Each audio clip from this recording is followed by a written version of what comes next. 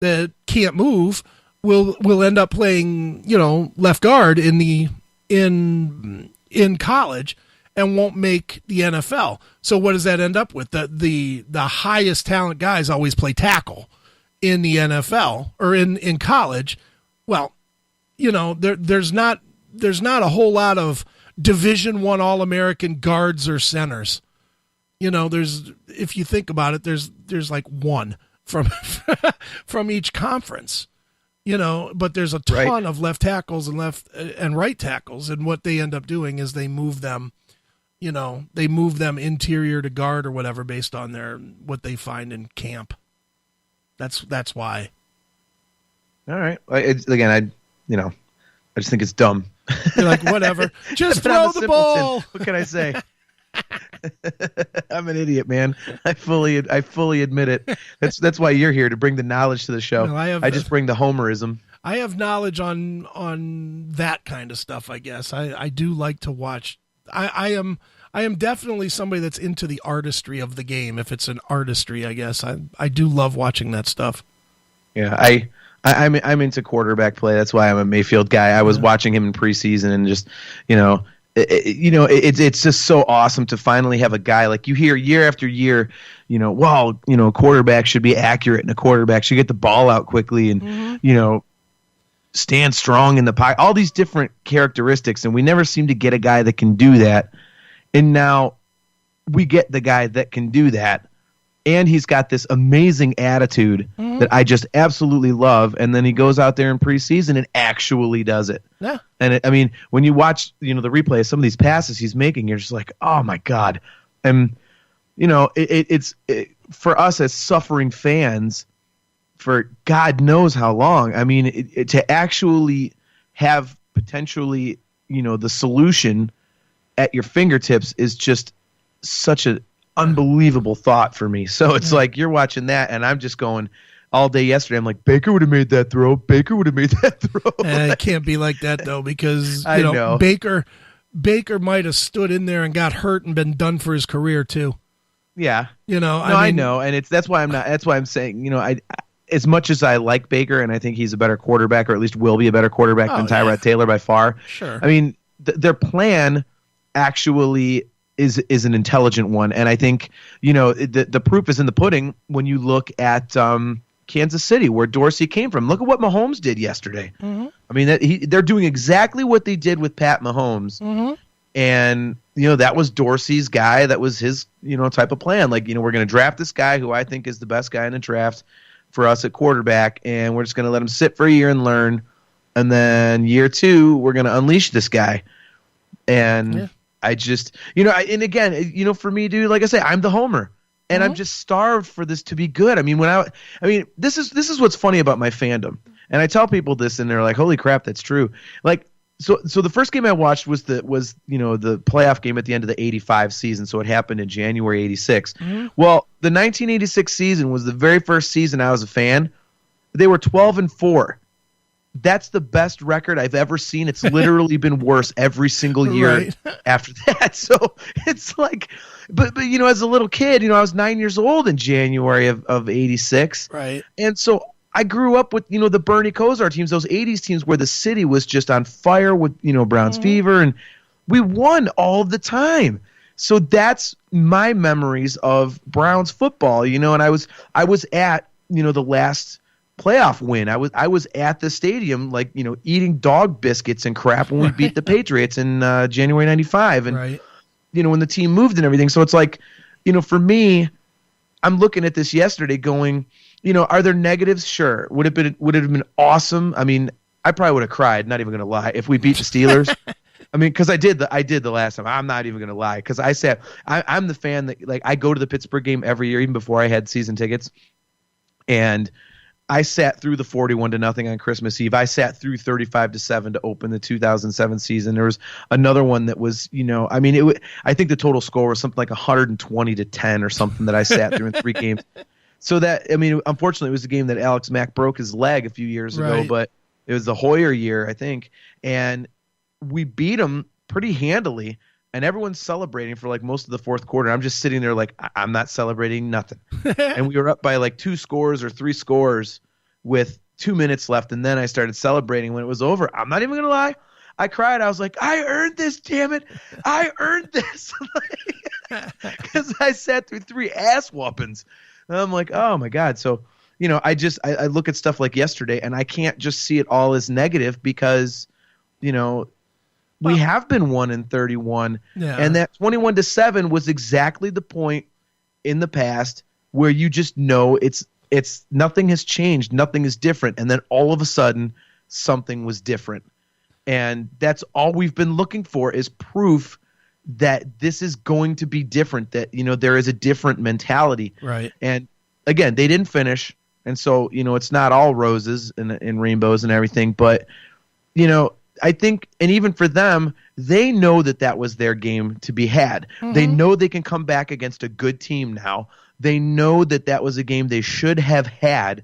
And I think just in that locker room, as much as they're, I mean, look at the attitude there. They're, they weren't like, okay, yeah, we came back, yay. Everybody to a guy was like, it sucks, we didn't win. Right. Should have won. We had it. And that right there is different. They don't believe in moral victories, and it's awesome. I mean, something is different, and I think they know they can come back now. They know they're not out of a game, and they've got a certain confidence.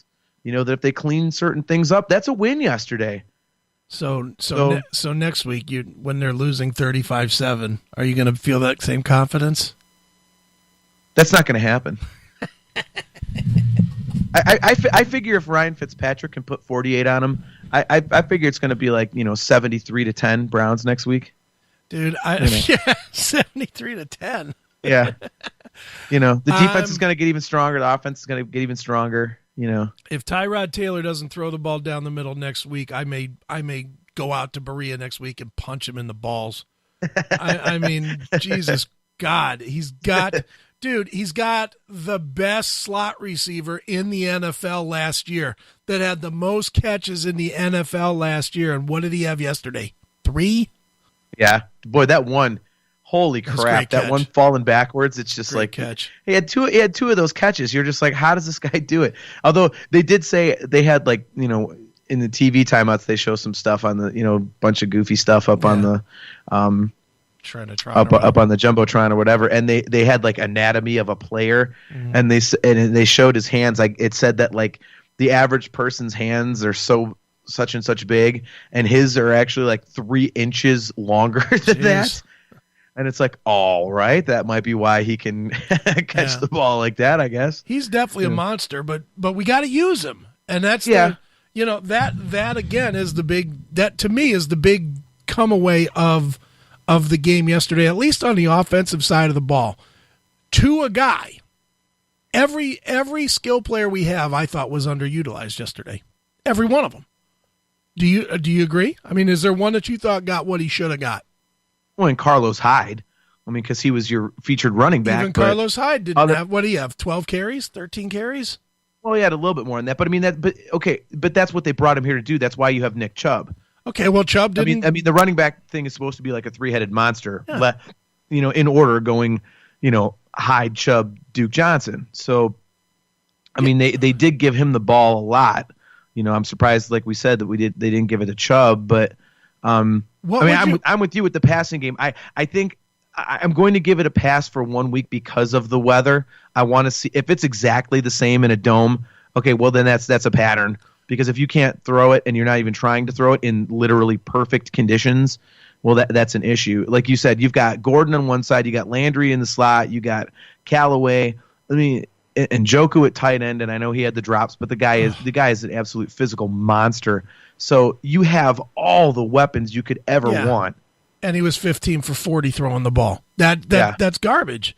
Mm-hmm. I would have rather, if they're going to play that way, fine.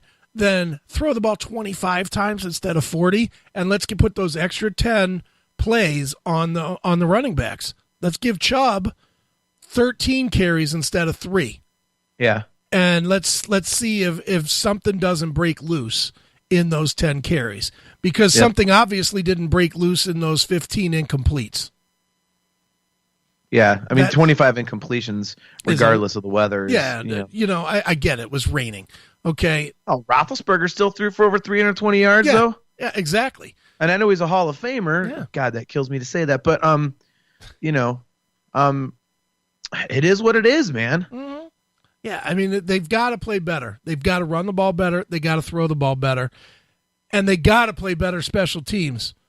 They got to have punts that aren't 15 yards, and they got to have field goals that aren't 15 yards and 2 feet off the ground. Yeah. Period. You can't make an excuse for any of it. None of it. You can't say, well, he was close to getting hit, and that's why he had the bad punt. Too bad. Get hit. Take the penalty. Take the flag. Isn't that what they teach punters? Take the hit and take the 15 yards and give us a first down. Yep. But instead he kicks off, and 15 yards later they get the ball. He and Colquitt and Gonzalez did the same thing on both their kicks. There was pressure coming from the edge, and they kind of crapped their pants and shanked it. Yeah. And, on the field goal at the end of overtime, Watt got penetration and everything, but the fact of the matter was that it was a low trajectory kick anyway, which a kicker is prone to do if they're rushing, because you're trying to kick it as fast as you can. You're not getting that full leg sweep underneath it like you're supposed to. So, they felt the pressure, and I mean, even Jabril Peppers on that, the fair catch, everyone's like killing him for, like, oh, you had like 10 yards. Like, yeah, but something you don't really see on television. There wasn't a single Brown between him and literally 5 Steelers. Right. I mean, all the Browns were on the sides of the field, and there were 5 Steelers coming in. He was going to get murdered, and I know that's what it was. He probably looked at that and went, "Oh crap!" Signaled fair catch. That's why immediately he was like, "Damn it," because he knew he had room. Yeah, but your initial instinct is, I don't want to get Ryan Shaziered here. It's like exactly. So, but I don't know. So. To close it up here, so I explained why I'm positive, and why I'm looking forward to the rest of the season, and I want to see what they do in the Dome, coming up here against the Saints. So what are your final impressions? Are you optimistic? Are you kind of like still same old Browns? Like, where do you stand? I'm not same old Browns, but I mean they're going to win games this year. They're going to win 4 or 5 games this year. They're not going to win 10, but they're gonna get some. I honestly do not think this is one of the weeks. I mean, you were obviously at the game. I was watching some of the pregame stuff, and like 3 of the 5 analysts, they do their Super Bowl picks, and they pick New Orleans. New Orleans is a good team. Mm-hmm. They played bad yesterday, but New Orleans is a good team. Yeah, and they're a good team that got spanked by a bad team yesterday, because Tampa Bay is not a really good team. So. That being said, they're going to be angry. They're going to be angry, and they're also going to be really, really focused on not being the first one to lose to the Browns. So I don't look at this week to be very good, to be honest. I'm hoping for some better things from the offense.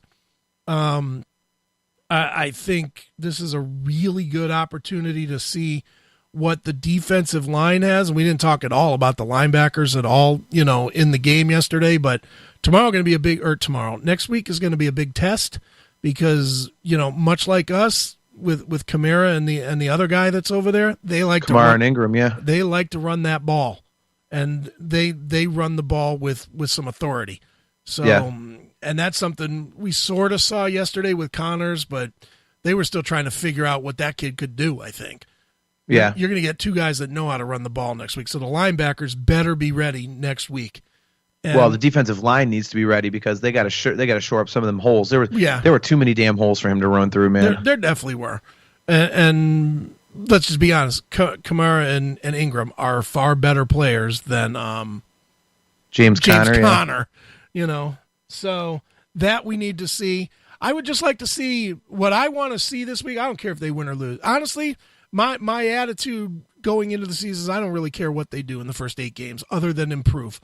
Get the offensive line together, get that worked out, get the bugs worked out of it, and then by then, Tyrod Taylor will be on a gurney somewhere at Cleveland Clinic, and we can get Baker in there and see what he's doing. Right. I mean, that's really what it comes down to is let's get it together for 8 games. Let's weed out the guys that are not strong enough to be there, and then we can start talking about it. And, I certainly like the attitude. I like the fact that when when Landry had that play when